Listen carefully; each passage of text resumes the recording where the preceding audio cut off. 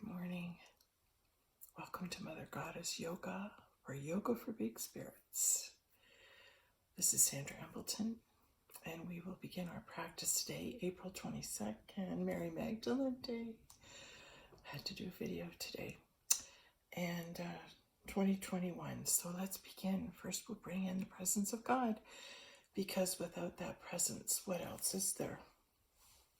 Okay, what's what we're made up of? Okay, so here we are. We bring in the light of God, the light of Mother God, Father God, holy presence of Mother, Father God, of Christ Jesus, the Magdalene, the Grail, the Holy Spirit, and the Spirit of Truth. And today we're going to call in the energy of letting go. Of letting go. Okay. Wow, let's see what happens.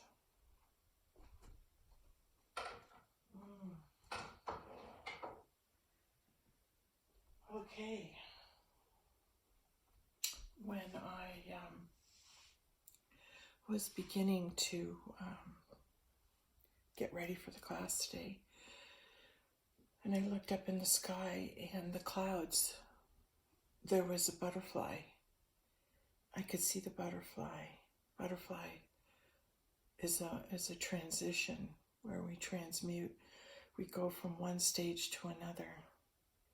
And I saw the butterfly in the clouds, and I realized that I've been holding on to so much tension because I've been preoccupied with the activities of the drama in the world.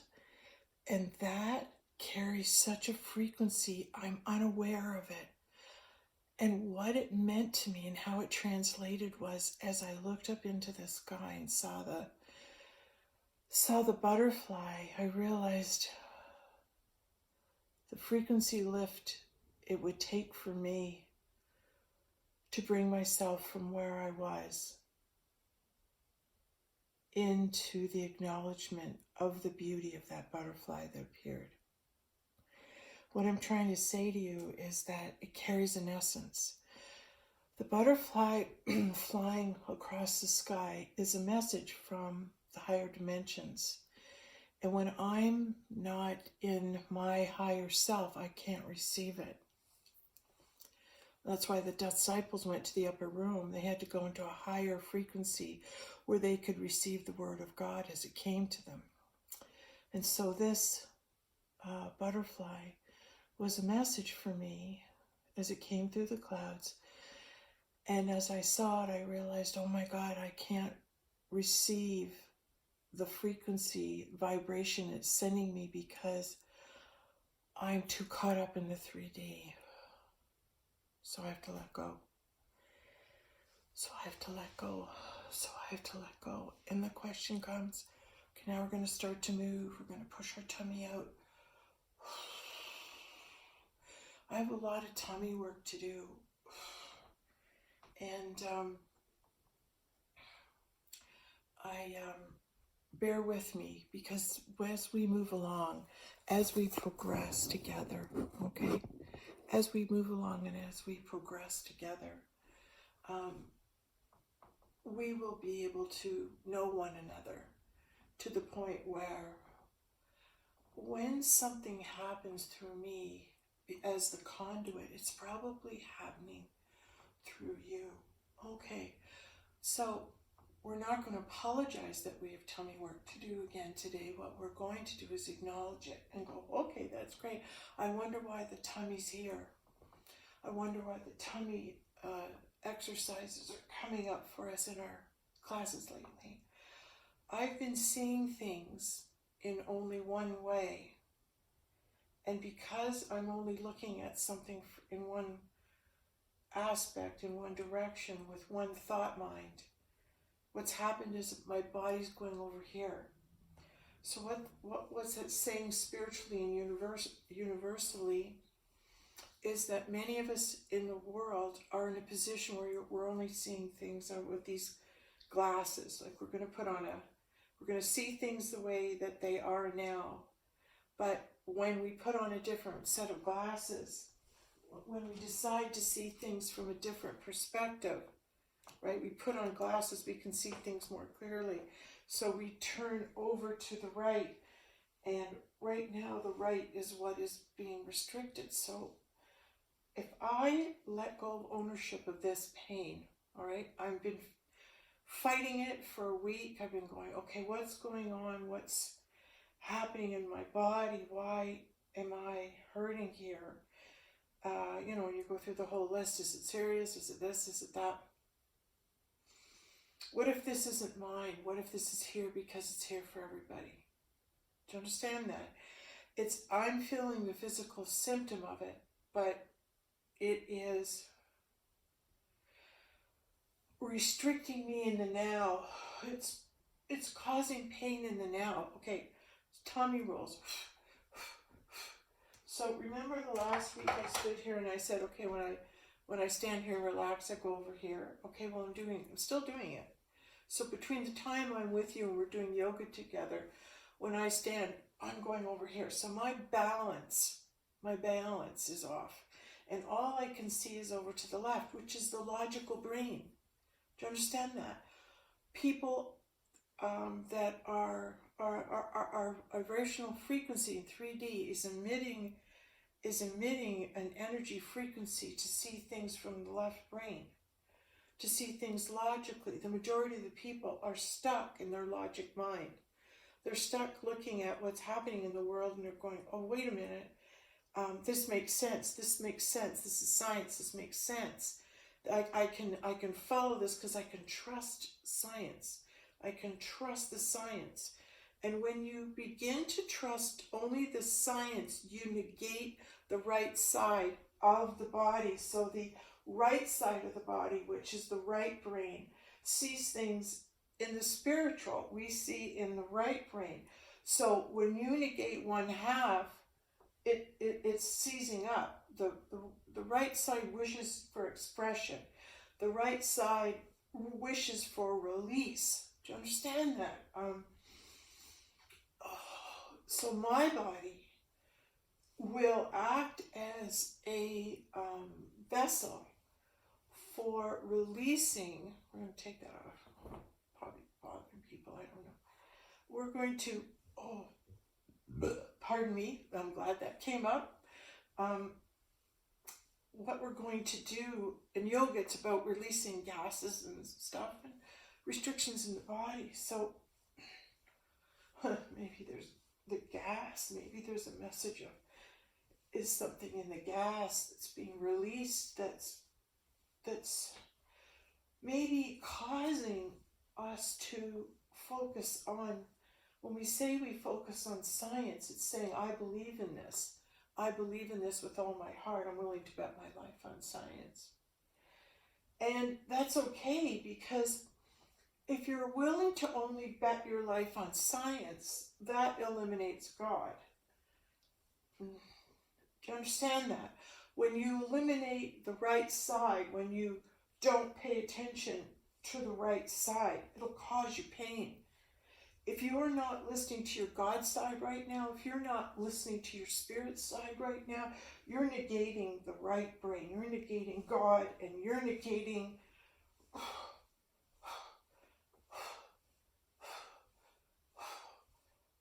that's that part of the journey. The part of the journey that says there's a balance.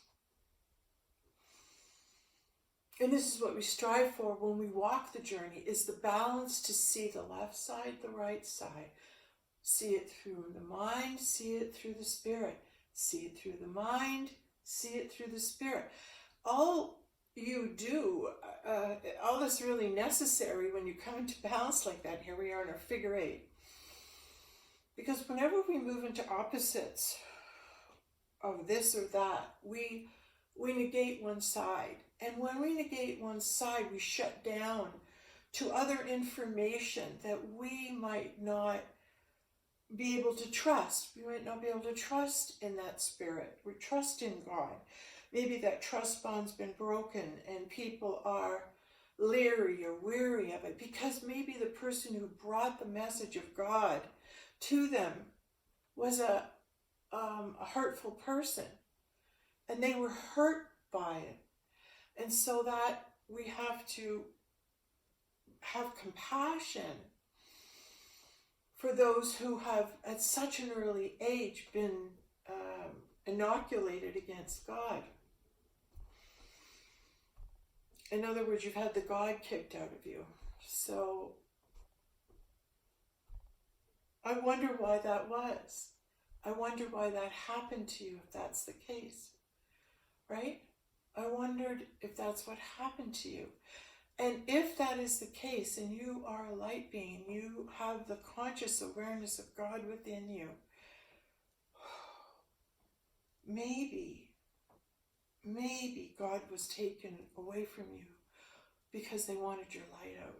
Maybe they kicked the God out of you because they wanted to unplug you from your source, your true source, the God source, which is the consciousness of us all.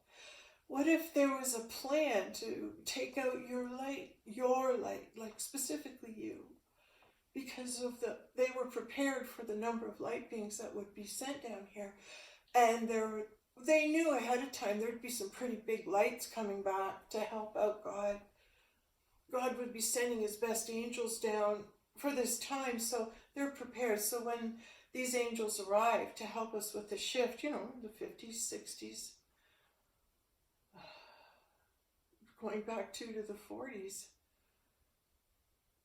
but bringing people and light beings forward in the latter part of the past century, and so that they would have the wisdom needed at this time in this century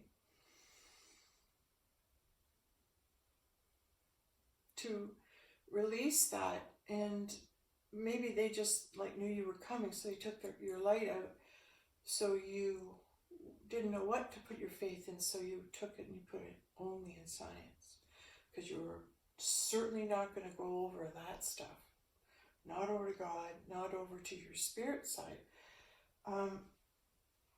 This is what's caused the imbalance.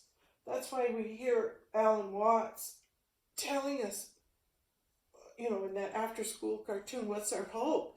Is if we can get in touch with our spirit. So I'm going to show you how to do that. That's what these classes are. So many people, here's their advice. Meditate, do yoga, lift yourself into 5 dimensions. You're hearing that. Some people are just, I don't know what that means. So my purpose is to show you how that's happened, how that happens for you. And a lot of books have been coming to me recently. Ancient Egyptian, Stairway to the Gods, Zecharia Sitchin.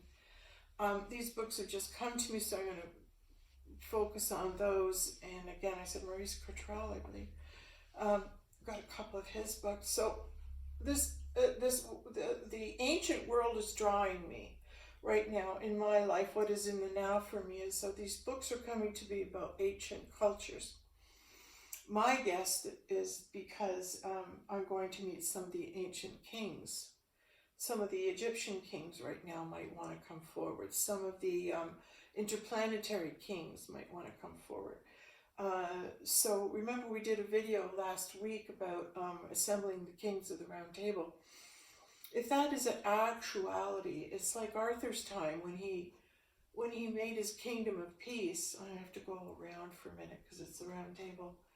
And all those energies from all the directions, all those knights, all those kings that ever were in time were called together to the round table, and they became knights. Knights of the Round Table. Protectors. Kings are protectors. So the kings that were here, that were our connection to God, are being reassembled together. The 12 that are coming together. And this is very miraculous to be able to witness that. But you cannot witness it if you don't have the realization that it's happening. And it can't happen until those it's happening to have the realization, oh, wait a minute, I'm waking up and I'm a king and I belong at the round table. Talk about magic and mystery. Isn't that what's so much fun about being in the higher dimensions? You can play. You can be a kid again. God, I had fun being a kid. Yeah, a lot of kids did. Everyone on my street, I think, did. Regardless of what's going on behind closed doors. It was going on behind mine too. But I came out when I was with my friends. I could be young. I didn't have to worry about anything else other than being in the moment and playing cops and robbers and cowboys and Indians and going for walks in the woods and stuff that kept my mind healthy as a child, that got me back into my frequency. As children, we come in and the vibrational frequency that we experience is shocking. It's shocking. And you as a child have to become accustomed to it. And then work on how you're going to survive in the environment. Many of us found music and dancing, exploring. I mean, how many people are exploring? I remember as a child, the best thing you did whenever you went to a new place, you explored. You checked it out. You walked around. You looked at this. You looked at your environment. And, you were like curious as to what was going on around you. As a child, you had that exploratory nature, right? But if you're kept confined in a car and in a class, and that connection to nature is denied at a very young age, we shut down to a certain degree. So it's reconnecting to the earth as a child and exploring the earth. And once you start exploring the earth, you rediscover things about nature that you'd forgotten, things you looked at when you were a kid, like ants coming out of an anthill, or things that would happen that would you'd just be blown away. I remember as a child, in the wintertime, there was a neighbor a couple doors down, and he had feed out in the middle of his backyard, and they were really long backyards, so when it snowed, it was just so beautiful to look out, and you could see the white snow and this bird feeder with the brown feed falling from the feeder, and there on the snow eating the seeds were pheasants, live pheasants with the tails. And I remember watching them from my window, and I thought to myself, wow, look at the size of those birds, and they're so colorful, they're so beautiful and big, and just, it was astounding for me as a child to see those, and it's in my memory because it was a beautiful memory. That connection to looking around and being present where you are is like seeing the beauty where you stand. Where you are in this moment, if you seek that beauty that exists around you, that's a place to start. That's a place to start where you find yourself and what is happening for you in the now is the place to start. Start connecting. When you are seeking balance and you're too much over to the science and you want to move over to the spiritual, it's a big leap. It's a big bridge to cross, because what you're doing is you're taking your faith and betting your life on God instead of science. And if you're wrong or right in your choice is something you want to, are you going to take a chance on that right now? Because this is your choice. So if we are, if the kingdom gates are open, like we said, if the kingdom gates are open, like we said, right? And you're deciding what bridge to cross. Am I going to choose science and see how well that does for me? Or am I going to choose God and my spiritual side and see how well that does for me. If you had to bet your life right now, if your life depended on your choice, would you put all your faith in science, or would you put all your faith in God? And isn't that interesting that it's called science? It's just a nice name for, I'm not choosing God. I'm choosing myself. I'm choosing man. I'm choosing all that man has derived and all that has come from man alone. I'm going to put my faith in that, and I'm going to remove my faith from even believing there is a God to, like, God could look after me or keep me safe should harm come. Well, this is what's coming. This is what's here. Harm has come, and we're in a decision what to do about it. And it's either trust science or trust God. And this is where we are. I'm really going to push out with my tummy. I want to release the restriction that we as a society have held against God and spirituality, because it's been set up that way. Do you hear that? It's been set up that way. We've been more or less put in a trap, lied to, put in a trap where we are now gotten to the point where it's like, we can do better than this. We can live in a better world than this. If we can let our egos go and say, hey, we can't figure it all out. We need you, God. And ask God to come and help, because it clearly says in the beginning of the Bible, as God was creating the world, there was chaos. And then God brought himself into the chaos and there was order. Well, right now there's chaos. So what's that saying? Where's God's position? He's withdrawn.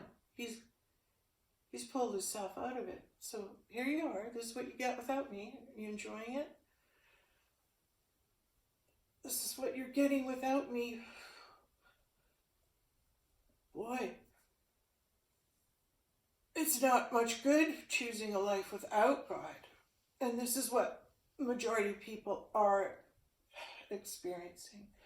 If you have made the decision that you are choosing God, to believe God's going to look after you no matter what happens.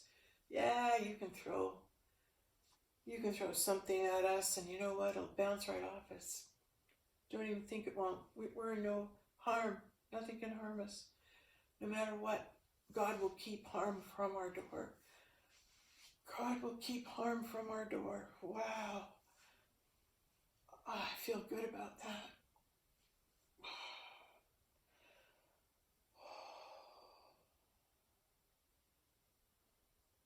When we release our fear that God does not exist, and know that she does, know that there's an energy, a consciousness that is God in all of us, in all of God's creation. And when we wake up to it, when we wake up to, oh, I'm God, watching God, I'm watching God work through me as God, but as a witness. I can't control it. I'm witnessing God work in my life. I'm just watching as one person's brought, another person's brought, this situation happens, this. I'm just watching the presence of God come and go in my life. Through every person, every cloud, every butterfly in the cloud, everything that comes is that presence of God. Everything that comes is that presence of God when you give. When you put God in charge, when you say, I choose God, I'll put my life in God's hands. I surrender my soul. I surrender my soul to God. And then I don't have to make the right decision. He'll do it for me. Whoa! Whew. That was easy. I don't have to make the decision. He'll make it for me.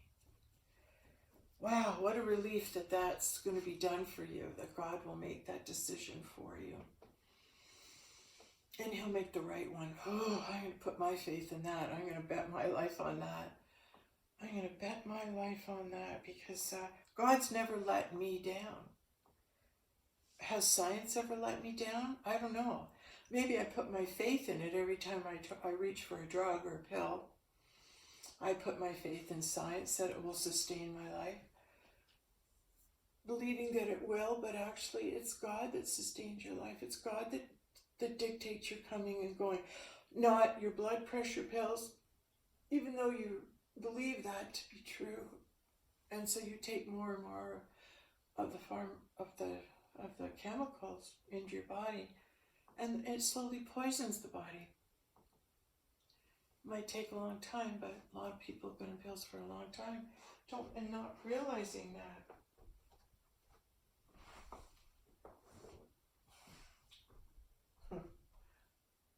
I have to tell you something. I don't spend a lot of time thinking that thought. I never really had that thought before. And wow, it kind of is hitting me. That sounds like a truth, doesn't it? Mm-hmm. What I just said, what came through me, sounds like a truth. Oh, doesn't that make the lie that much more dastardly, eh? You had your own healthy immune system the whole time, and they made you doubt that too. Good for them. What a blow. Boom! What a blow. Oh yeah. Oh yeah. I think this is when they say things are going to come out. I think that one just came through me. What awareness of a truth just came through, because like I said, it kind of came to me. I'm like, oh, okay. So as we release more truth together, that's what makes this exciting, this show, this yoga time. So exciting is, I love doing it because I never know what's going to come through. Oh, now I'm hearing I have to do something, not have to, but I don't know, there's something that's going to come out. I guess it's a vulnerability. If I can be vulnerable, if I can trust my truth to you, what would it look like? Well, how is it in the now for me? What am I, where am I vibrationally in the now? I find when I get too caught up in the drama, I lose my balance. I lose my perspective. The balance, the ability to come and go with it, the ability to see what's going on but not jump in there, not get so caught up in the drama that I become unbalanced. And when I do that, I get heavier and heavier, but it's hard to describe the energy that comes over me, but I'm not as awake. I'm not as awakened to the higher spiritual vibration frequency.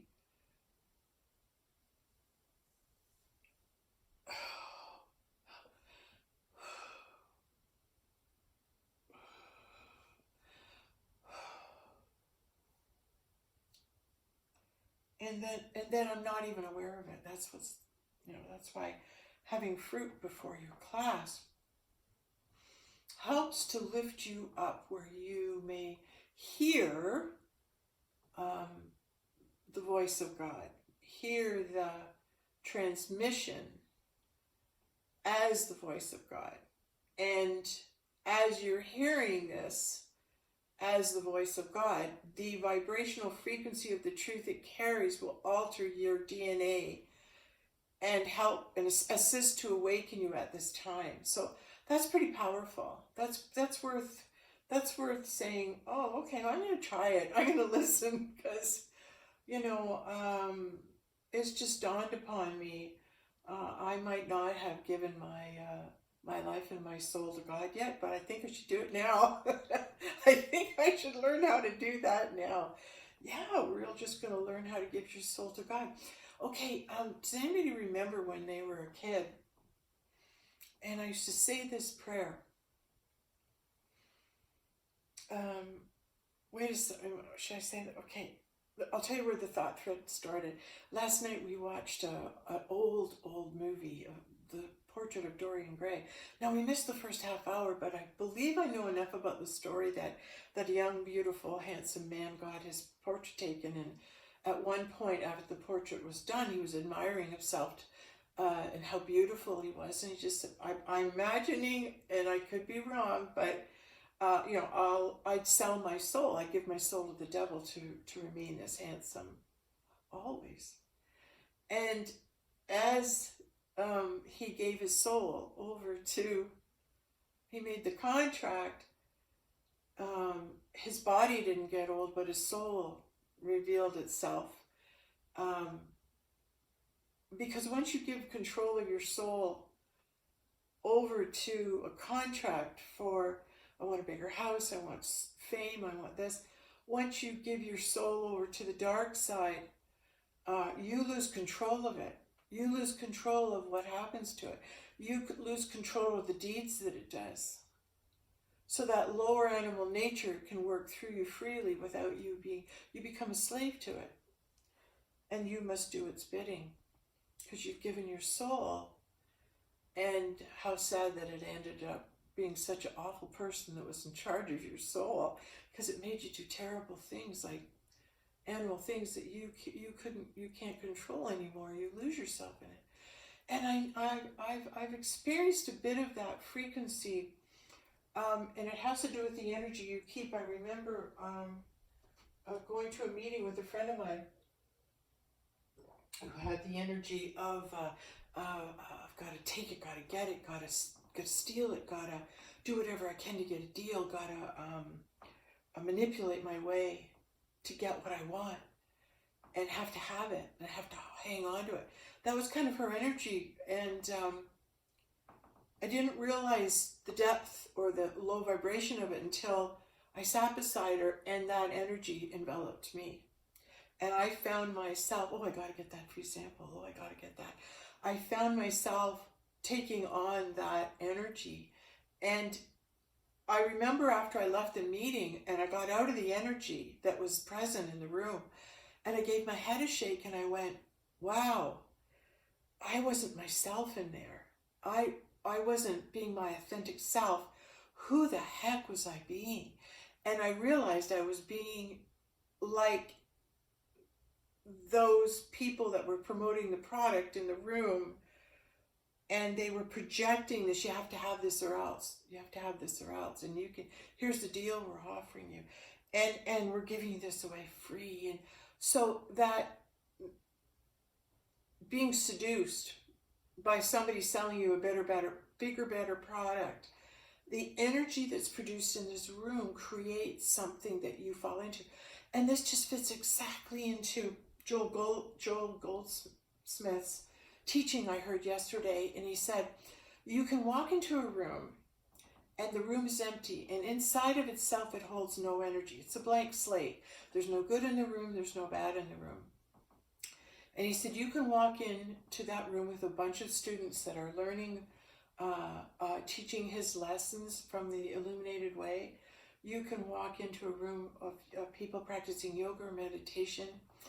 And he said, when those like-minded people come together in a room, in one mind, in consciousness, and it's the consciousness of God, and it's the consciousness of being aware of the presence of God in ourselves, and we are in pursuit of that. So those like-minded individuals, as they fill that room and practice that yoga, practice that meditation, or dancing, they are creating this vibrational, loving frequency that is felt by everybody, and actually anybody who walks in the room is going to feel it.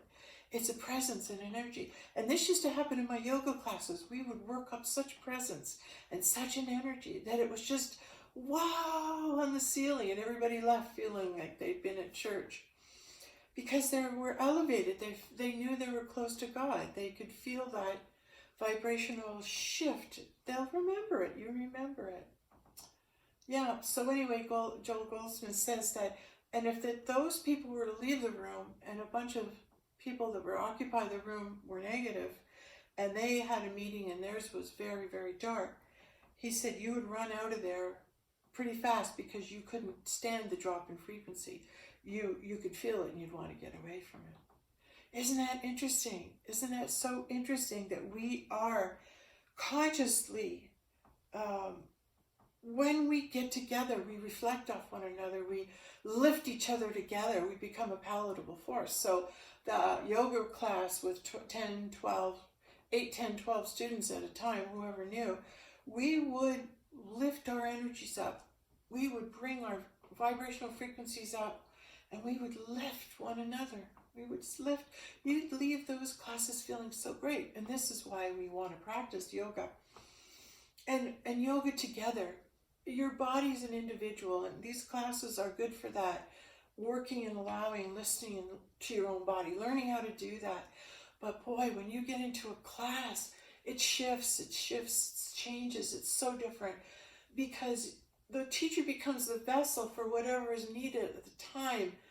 And so every individual, without even speaking, receives what they need because their need has been met. Spirit meets all needs. God meets all needs. And you surrender and trust that that's a truth. As a teacher, you surrender and trust that everything your students are needing are coming through God, and you're the vessel, and you have no control of it. So don't feel good if they leave feeling great, or feel bad if they leave feeling bad. Whatever was meant to happen is meant to happen. And I'm going to apply that immediately to the now and me and my body, and use that wisdom and say, okay, whatever's meant to happen here, let's just say this is a barometer of how many people in the world are resisting, holding back, only looking at things from the right side of the brain, from one way. Oh yeah, and also was watching the quantum physics show. It was really good. This man was interviewing another man, a physicist, and I watched a couple of shows, just to listen and see where they're at. And he's saying at a point they can't go any farther. Science has reached an end. Science has come up to a wall, and they can't go any farther in what they know. They're stuck. They're stuck. They don't understand that it's a sign that's saying you can't go any farther.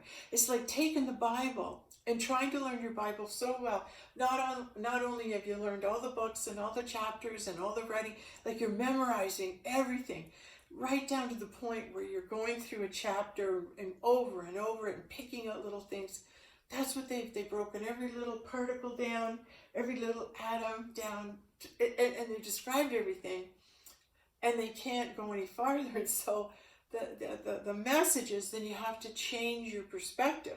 Don't be so much over here, you're out of balance. Don't be so much in the science that you've forgotten the spirit. Open up and turn and look, because the time has come where you are no longer isolated. You can no longer isolate from God, from consciousness, because any more formulas that you're to discover will not be discovered in this loop, in this realm, in this vibration. You can't do it. So bang your heads. You want to move up into a different frequency dimension where the answers are. You really want to know the answers. They're there. You have to go. You're the one that has to adopt a different attitude in order to find the answers on the other side. They're not going to be found where you are. So heed this, but resist away. Whenever I view some of the scientists, you can tell some of them who are really searching and want the answers, and are willing to go, like Bohm, David Bohm. He went outside of science and went to yoga and spirituality. Why? Great explorer, great scientist. It was more important for him to find the truth in science and how it couldn't be done alone. It needed to join hands with spirituality. He discovered that because he said goodbye to all his buddies and all their approval and being part of the boys club, and he went, I don't care. I want the truth. I want the answer so much that I'm going to go ahead and I'm going to follow. And then he had the love for you guys to try and help you figure it out. And that you couldn't go any farther in science, that this was where you had to go. That respect and that honor for somebody who showed you, who has shown us. Check out videos on David Bohm, a quantum physicist, buddy's student of Einstein. And this guy is incredible, like his story and how he evolved. It's a great story.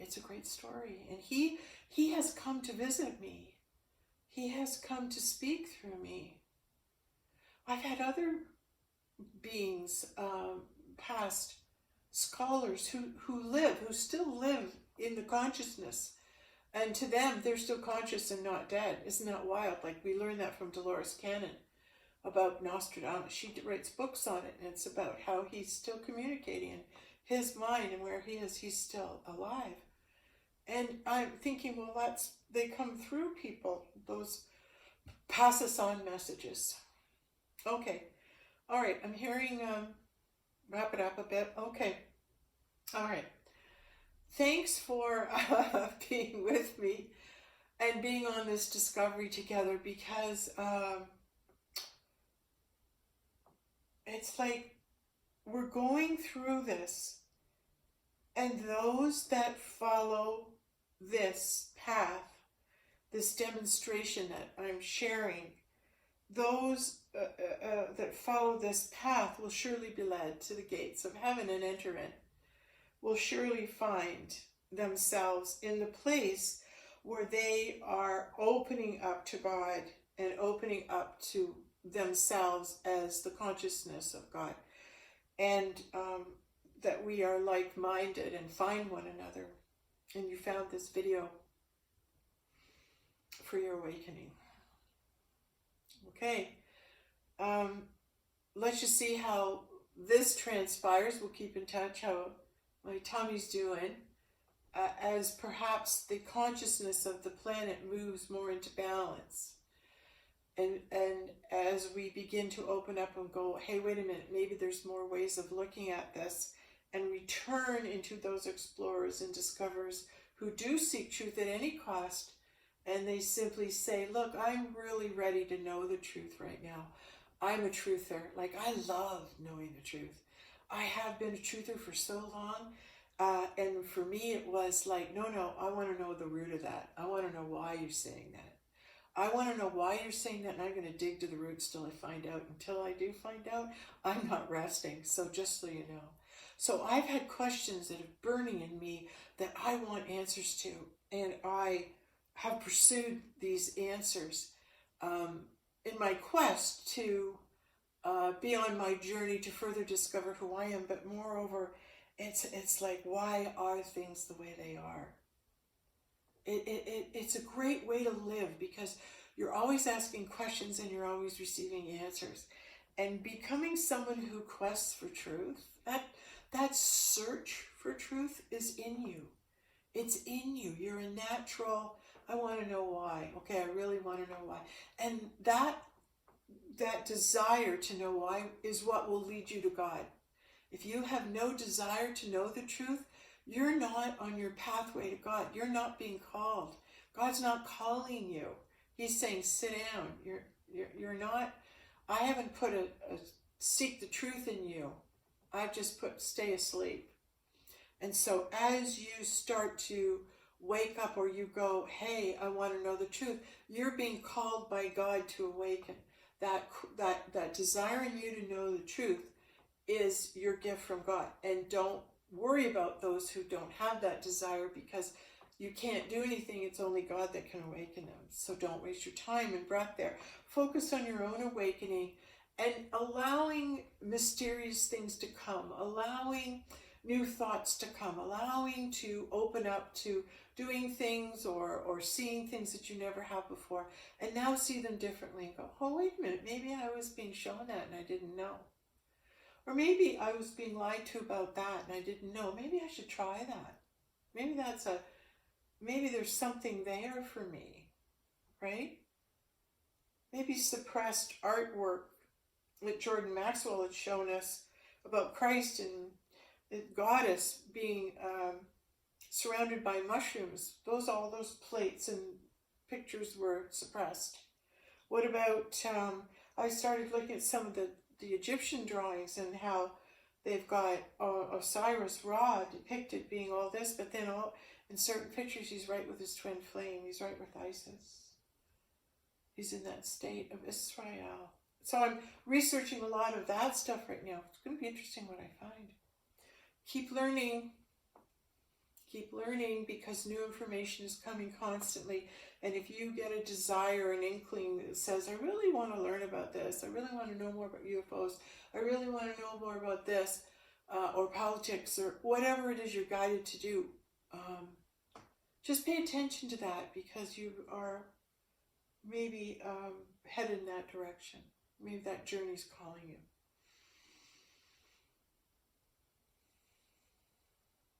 I look outside and I'm breathing in, I'm sensing what's out there.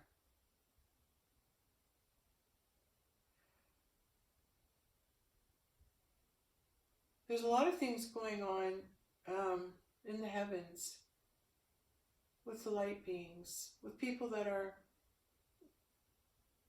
sacrificing and working towards helping us.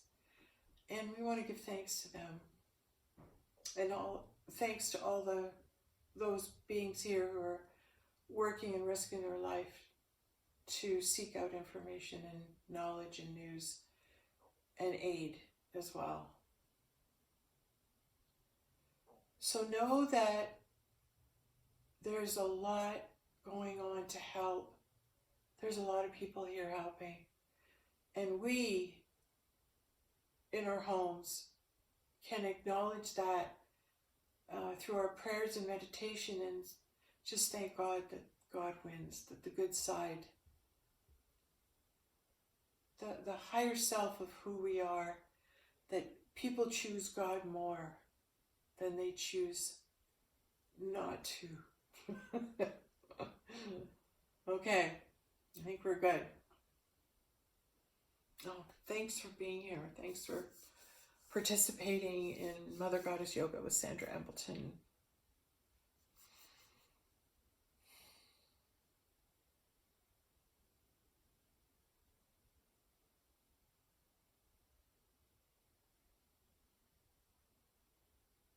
Love wins. Love wins. Because love is the frequency that transcends time.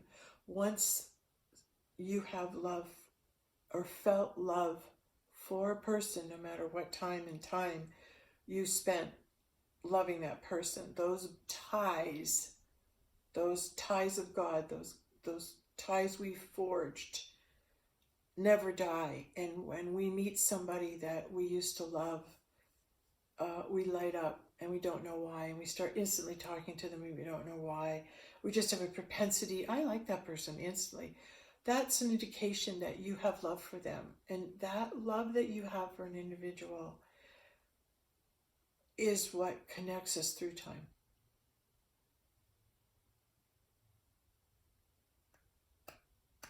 And it's time to wake up to that connection. Yes, thank you. Thank you very much. Bye.